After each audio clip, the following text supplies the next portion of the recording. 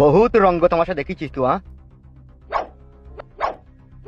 বহুত বড় মস্তান হয়ে গেছিস বল তুই। কি ব্যাপার কি গো, তুমি আমার মুখে পিস্তল ভরে দিলা কেন?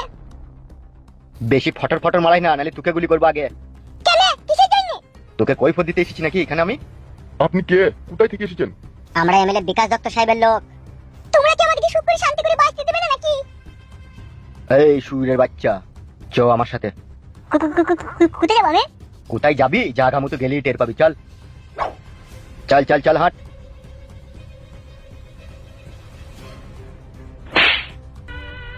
হ্যাঁ গো, তুমি কিছু বললে না, চেষ্টা করবে বলে চলে গেল।